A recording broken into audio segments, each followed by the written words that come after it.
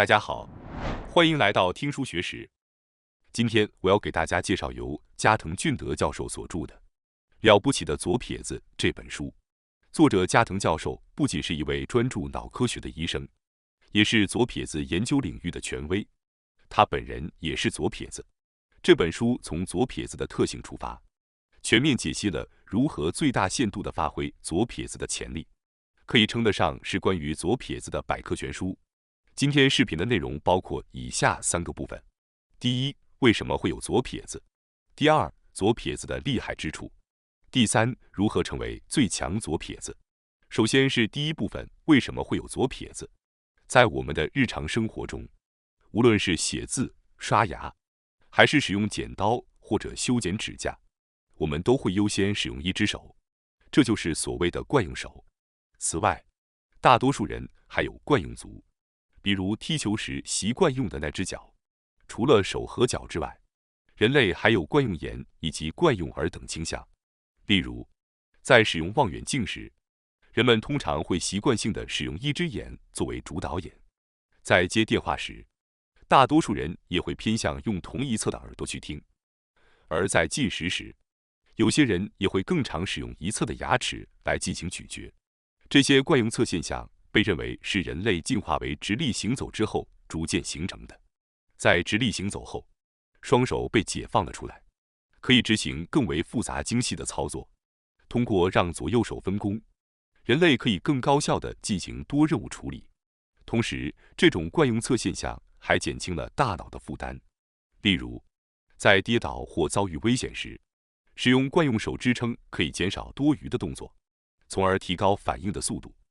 而在日常生活中，如果左右身体能够分工协作，大脑也不必频繁下达指令，从而减少负荷。因此，许多身体部位逐渐形成了优先使用的惯用侧。根据数据显示，在日本约有10%的人是左撇子。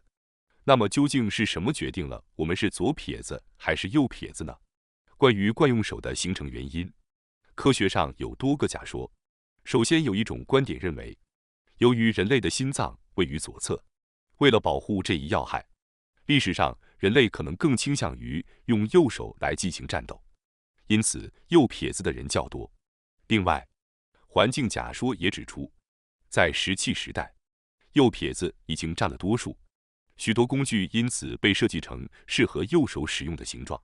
在漫长的进化过程中，右撇子占优的原因仍然没有确凿的解释。然而，作者指出，遗传因素在决定惯用手方面也起着一定的作用。据统计，当父母双方都是右撇子时，孩子成为左撇子的几率约为9.5%。若其中一方为左撇子，这一几率会上升到19.5%。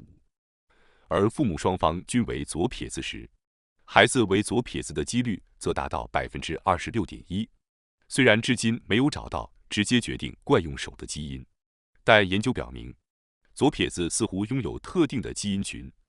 同时，许多人在童年时期本来是左撇子，但由于习惯或环境的压力，他们被迫矫正成了右撇子。因此，除了遗传以外，环境因素也可能在惯用手形成中发挥了重要的作用。一提到左撇子，人们常常会联想到“天才”这个词。大家可能曾听过左撇子的人很聪明这种说法。在历史上，一些伟大的天才，如亚里士多德、爱因斯坦、爱迪生和达尔文等，都被认为是左撇子。艺术领域也不乏左撇子的身影。莫扎特、达芬奇、毕加索等世界级大师均为左撇子。在现代社会中，像比尔·盖茨和前美国总统奥巴马等也是左撇子。那么，天才中真的是左撇子居多吗？从脑科学角度来看，左撇子之所以被认为更具有创造力，与他们的大脑运作方式密切相关。通常，左撇子更多依赖右脑，而右撇子则主要使用左脑。由于左右脑的功能不同，即使经历相同的事情，左撇子和右撇子对事物的感知也有所不同。输入方式的差异也会导致输出的内容不同，因此左撇子的思维方式会有所区别。多项研究表明，左撇子的左右脑差异较小，这意味着他们的大脑结构更为平衡。作为少数群体，左撇子需要在一个由右撇子主导的世界中生活。例如，他们必须学会使用专为右撇子设计的工具，这迫使他们思考如何更好地适应环境，进而激发出更多的创造性思维。正是这种独特的思维方式，使得左撇子在人群中显得很特别，也成为左撇子的人很聪明这一说法的原因之一。接下来是第二部分，左撇子的厉害之处。人类的大脑和眼睛、耳朵、四肢一样，从外观上来看是左右对称的。左右大脑的结构在某些方面相似，拥有相同的脑细胞和功能区域，例如运动区和视觉区。这些区域几乎对称地分布在左右大脑中。然而，左右大脑的功能分工却非常明确。举例来说，在管理情绪的区域中，左脑负责产生个体的情绪和意志，而右脑则主要负责解读他人的情绪。在视觉处理方面，左脑视觉区主要处理文字和书面信息，而右脑则偏向于处理图片和影像。对于右撇子来说，左脑的运动区通常更为发达，而左撇子则表现出右脑运动区的相对优势，因为左脑控制右半身，右脑则控制左半身的动作。由于左撇子经常使用左手，因此右脑的活动相对更加频繁，而右撇子则主要依赖左手，左脑相对更为活跃。尽管如此，无论惯用手是哪一只，研究表明，大多数情况下，右脑主要负责非语言的信息处理，而左脑则专注于语言的处理。根据研究数据，96%的右撇子在左脑进行语言处理，而约73%的左撇子也依赖左脑来处理语言信息。对于双手都能灵活使用的人群中，85%的人同样在左脑中进行语言处理。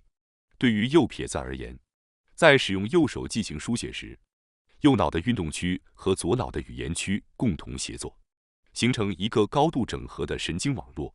相比之下，左撇子在使用左手进行书写时，会更多地调动右脑的运动区和左脑的语言区。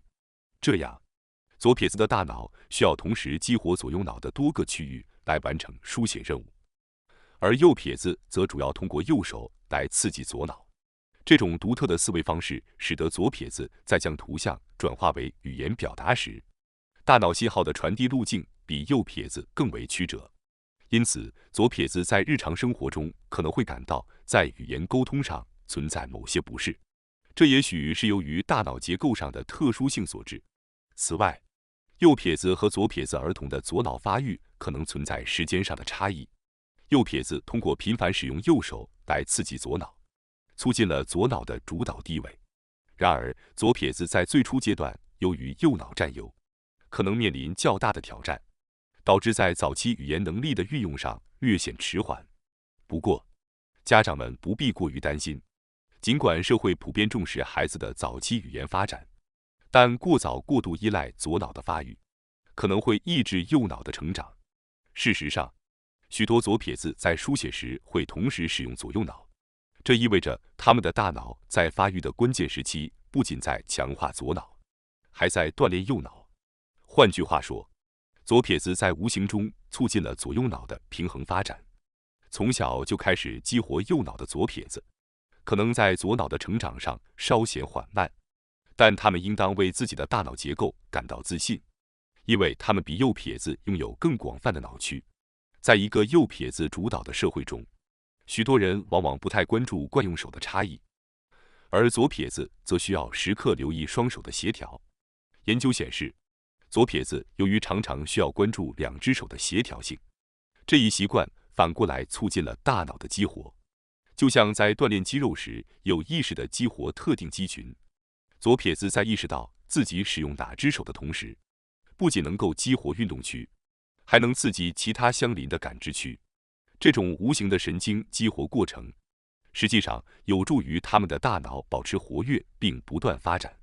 基于这种大脑的活化，作者认为左撇子具备了右撇子所不具备的3种独特能力：直觉、创造性和缓冲思维。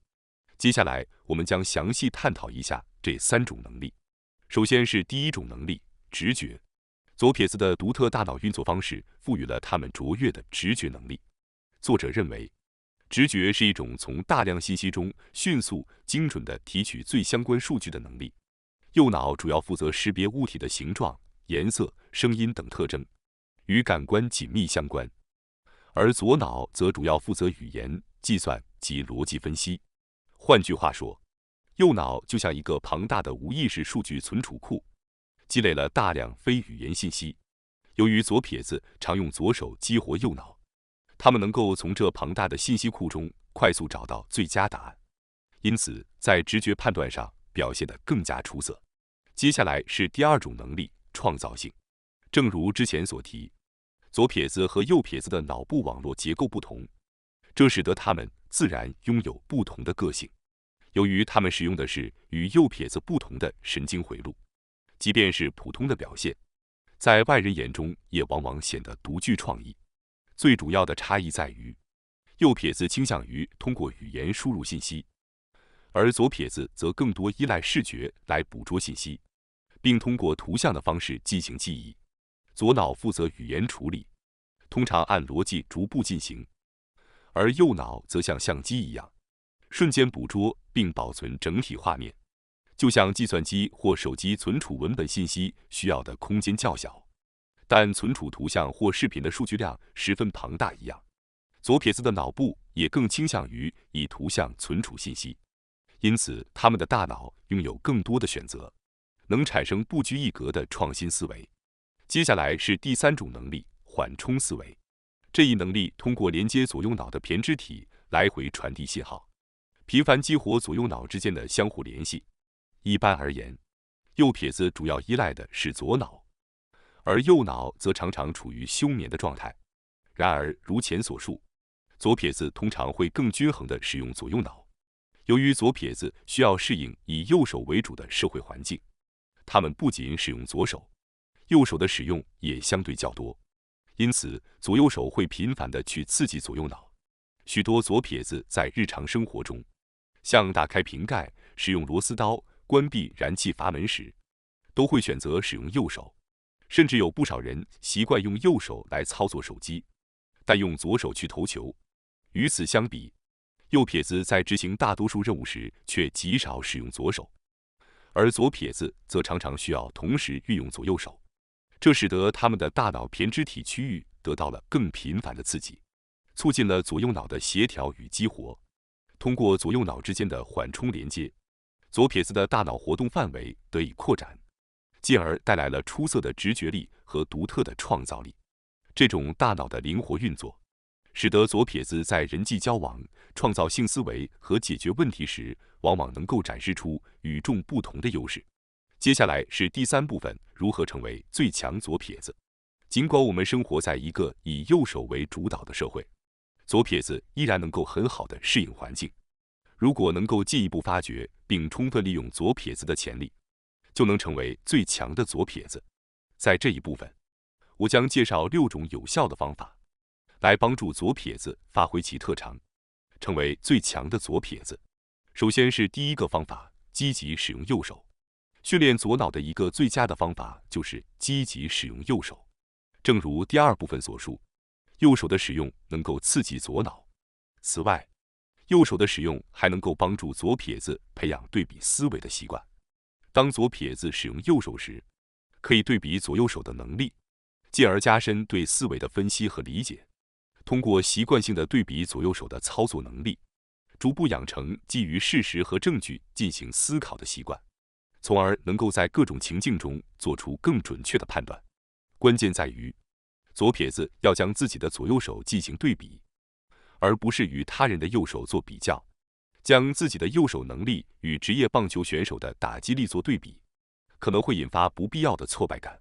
因此，左撇子应专注于提高自己右手的能力，逐步提升整体的协调能力。接下来是第2个方法，每天制作待办清单。如果左撇子想要锻炼左脑，培养将思维转化为语言的能力是至关重要的。制作待办清单是一个简单有效的训练方法。每天早晨起床后，洗漱完毕，便可列出当天需要完成的任务，并按时间顺序进行排序，限定在10分钟内完成清单。列出事项时，要结合前一天的情况及当天的计划，逐步明确每项任务的执行条件。这一过程可以有效激活左脑，增强大脑的逻辑性与条理性。建议将待办清单手写在纸上，尤其是使用手账或固定大小的纸张，简洁明了地记录要完成的事项。这种方式不仅能够帮助集中注意力，还能有效活化左脑。接下来是第3个方法，写日记。除了制作待办清单，写日记也是锻炼左脑的好方法。建议每天晚上睡前写日记，并尽量避免使用电脑或手机，而是用纸笔书写。书写动作能够激活左脑的运动区和视觉区。每天记录当天的经历、感受以及对第2天的计划。通过回顾当天的经历，刺激左脑的记忆系统，帮助整理和消化当天的信息。在写新日记之前，回顾前一天的内容，思考是否有重复的内容或表达不够清晰的地方。花几分钟时间思考如何更准确、清晰地表达自己的想法。这不仅能提升语言组织能力，还能增强表达的条理性和逻辑性。接下来是第4个方法，在通勤或移动时间收听广播。在通勤或外出时，不妨尝试改变仅依赖手机浏览社交媒体或视频的习惯，选择收听广播。研究表明，单纯通过手机阅读文字或观看视频，较难激发大脑的深度体验，因为这种方式多为被动接收，脑部的刺激有限。长时间低头盯着手机，不仅限制了视野，还可能导致眼球活动减少，视觉区域得不到足够的刺激，从而无法有效激活大脑。相比之下，通过收听广播，依靠耳朵接收信息并理解内容，可以激活大脑的听觉区域和理解系统，同时也能调动记忆系统。实验表明，长期收听广播能够有效促进左脑多个区域的发展，帮助提高思维的灵活性和深度。接下来是第5个方法，在博客或社交媒体上发布内容。在培养了写待办清单和日记的习惯之后，左撇子可以尝试通过博客或社交媒体发布自己的想法。这不仅能锻炼写作能力，更能有效激活左脑。发布的内容可以是个人的兴趣、观点或工作方法，这有助于保持持续更新和思考。通过明确地表达自己的观点，并将其传达给广泛的听众，左脑的思维和传达能力将得到有效锻炼。随着左脑思考能力的提升，决策、计划制定等能力也会随之增强。原本难以做出决定、容易感到疲惫的情况将得到改善。同时，传达区域的激活也有助于改善左撇子在沟通中可能遇到的问题，例如对话中断、表达不清等。最后是第6个方法，学习外语。学习外语是促进大脑多个区域全面发展的有效方法之一。首先，在记忆和回忆单词的过程中，记忆系统被激活，然后通过传达区域将表达的思想按照逻辑顺序整理。接着，情感系统和思维系统参与句子的组织，最后通过运动系统来书写或发音。外语学习可以大大增强左脑的活跃度，即使是自学教材，也能够带来显著的效果。如果有机会参与课堂学习，更能集中注意力，激活听觉区域，同时通过观察老师的非语言表达，激发视觉区域的活力。尽管尝试新事物需要一些勇气，但不妨借此机会挑战自己，提升大脑的多项能力。最后，我想通知大家一下，我们还有一个新频道——学识 Plus。该频道将每天提供更为精简的视频内容，并增加有关论文等相关有益知识的解说。如果您感兴趣的话，请通过概要栏中的链接进行查看并订阅。感谢大家收看今天的节目。如果你喜欢我们分享的内容，记得点赞、订阅并开启小铃铛通知，第一时间获取我们的更新。在下次的节目中，我们将继续为大家分享更多有益的书籍。再次感谢大家的支持，我们下期再见。